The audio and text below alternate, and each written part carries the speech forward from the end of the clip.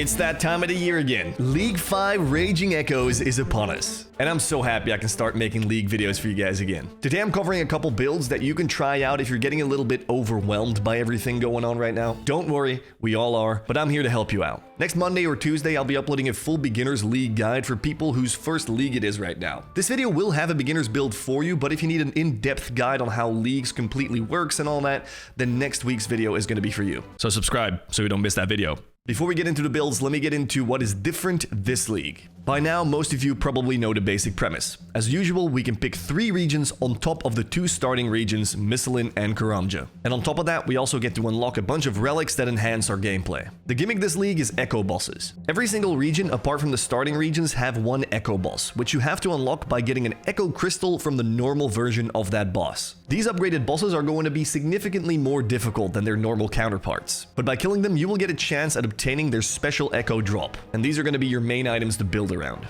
This is a list of all Echo bosses from most difficult to easiest to kill, so this might help you kind of gauge where you might want to take your journey. For beginners, I'd personally recommend picking 2 bosses you're comfortable with and 1 boss you really want to learn. I feel like that would be the most fun, as we tend to forget that these temporary game modes are mostly all about having fun. At the time of recording, it's the 22nd of November right now, and we don't have all relic reveals yet, but I will be adding the necessary relics that we already know to the builds. So let's get started with the beginner build. Your regions will be Zeah, Tirannwn, and Asgarnia. This build is mainly focused around being a hybrid of melee and range while learning mid-game bosses. Starting off with Zeah as your first region, you'll be able to unlock quite a couple easy tasks. Zeah is known for its plethora of mid-game content, and as such, you will get a good chunk of tasks early. You can also pick Asgarnia first, but I found myself that you kind of soft-lock yourself into Asgarnia after a while because the tasks are slightly higher level, so I would recommend picking Zeah first. Lastly, you'd go to Tirannwn, not only to practice the Corrupted Gauntlet, but also for the Crystal Blessing. This is a drop from the Echo variation of Hunlef. It'll make it so that if you're wearing full Crystal Armor and the Blessing, all your Crystal Armor bonuses will apply to melee, which is a ton of accuracy and damage. Because you have the Chambers of Xeric, and in this league every single mega rare drops from every raid, alongside your crystal armor you'll also be able to wear a scythe, primordial boots, ferocious gloves, and so much more. Here's a list of all obtainable weapons and armor in the area.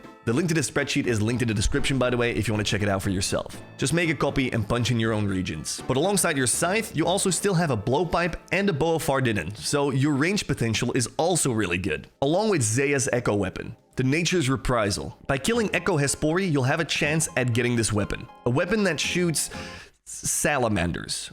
Yep, those are definitely salamanders and don't look like anything else. This weapon will specifically help you if you're into Chambers of Xeric and you don't even have a blowpipe or a bowfa yet. Now, there is a little variation to this build that I do want to run past you guys, so let's get into it. If you don't mind getting PK'd, you could go to the Wilderness. You could swap out Tirannwn with Wilderness, and then you have a chance to make your melee damage even stronger. By killing the Echo version of the King Black Dragon and getting lucky at the Echo Drop, you'll be able to wield the Thunder Kopesh and the Thousand Dragon Ward. The shield's decent, but it's mainly the sword that's epic. Along with having an AoE attack, it also has a very strong special attack. Imagine pairing this with a Dog Sword from Echo Cerberus in Asgarnia, which special attack does every single special attack from every God Sword ever in one swipe. You're going to be unstoppable with melee. That being said though, this build will kind of nerf your range damage. It'll leave you with just a ZCB, which is pretty good for endgame, but you'll be losing out on the blowpipe and the bowfa. Now this league we have an extra mechanic called Combat Masteries, which is basically a giant skill tree that you can pick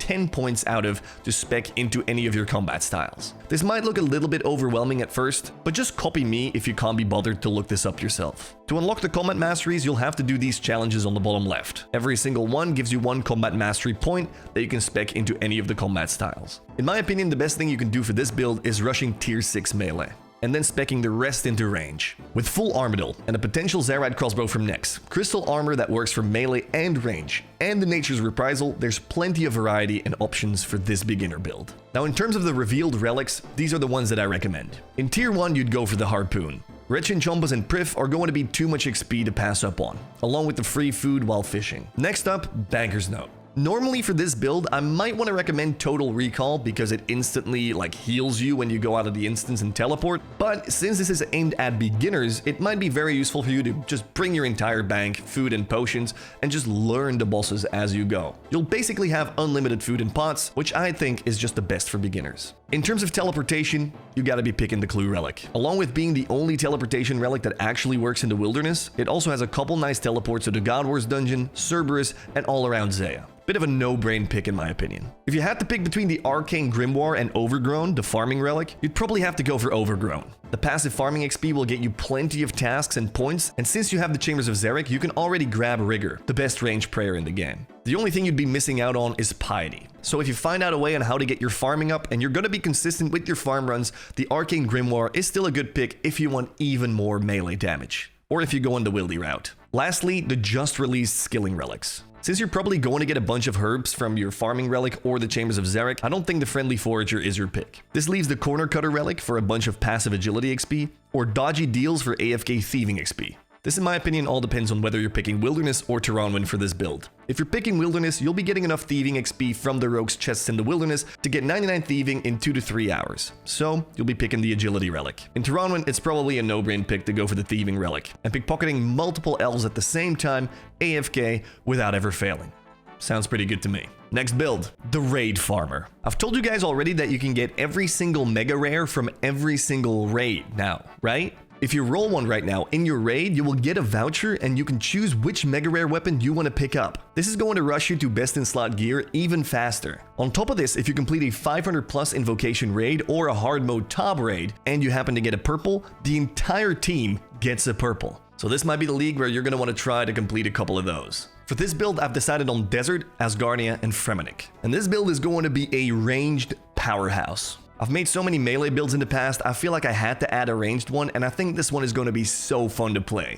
Hear me out. The Drygor Blowpipe is a new ranged weapon from the Echo Calphite Queen. This weapon, along with having a pretty strong range strength, will also have very high accuracy, since it'll roll accuracy twice and pick the highest roll. See it as having advantage on your D&D dice roll every single time. If we take a quick look at the combat masteries, and if we spec everything into range, we can make it so that this weapon shoots every 0.6 seconds. This will turn the Drygor Blowpipe into an actual high-hitting, high-accuracy machine gun. If you manage to kill the Echo Dagonoth bosses, then Fremennik will always be your best region for best-in-slot jewelry, and naturally, the best region for range. And the Desert region will complete this build. You'll have TOA to grind for a T-bow, which, with the combat masteries, you can get a 2-tick T-bow, which means shooting every 1.2 seconds, and with full Missouri, you'll basically be unstoppable. The combat masteries will be as follows. 262. Since you'll only be using the Dog Sword as your melee weapon, you won't need to buff your melee masteries too much. And if you happen to get a Tumican Shadow because you have one more mega rare lying around, then this tier 2 mage might be pretty fun. Now, it might not be necessary because you're going to be hitting hard enough with your T-bow and your Drygor Blowpipe, but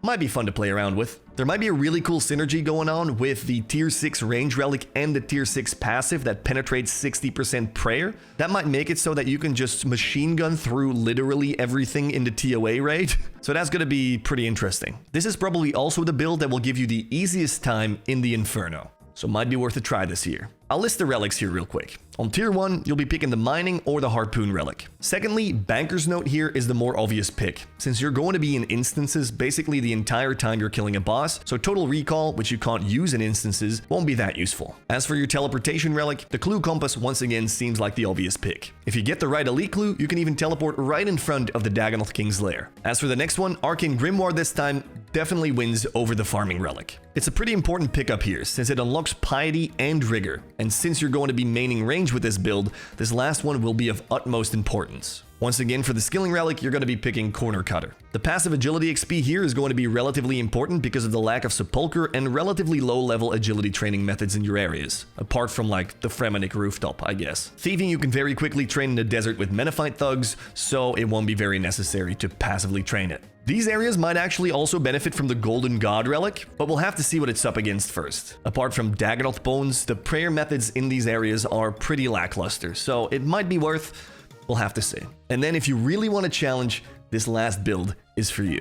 As you saw at the start of this video, the most difficult boss by far is the Echo Soul Heredit. To fight him, you have to get through the entire Colosseum, fight regular Soul Heredit, and then get the Echo Crystal. After obtaining that crystal, you can skip the waves and fight the Echo boss. But this is most likely going to be the toughest challenge in the entire league. Here are your areas: Farlamore, Tiranwin, Mauritania. The main beauty about this build is the insane weapon variety, especially in melee. Not only can you rush the Perilous Moons early for a very strong and quick Blood Moon outfit, but you could also rush the Corrupted Gauntlet and get yourself a Blade of Saeldor for early melee damage. To fill out your mid-game even more, by killing the Echo Grotesque Guardians, you'll have a chance of obtaining the Gloves of the Damned, which will enhance every single Barrow set effect, making it so that you can easily hit over 150 hits with full Darox on 1 HP, and possibly way more. You'll have access to TOB, so you can grab yourself a scythe. And if you actually manage to kill the Soul Heredit Echo boss and get the drop, you're in for a whole world of more melee damage. You'll be able to wear the Soul Heredit's weapon and gloves. And with this, the more prayer bonus you have, the more damage the weapon's special attack will do. And Soul's Gloves' healing effect might also synergize very well with the Combat Masteries, which will look as follows: 6-4-0.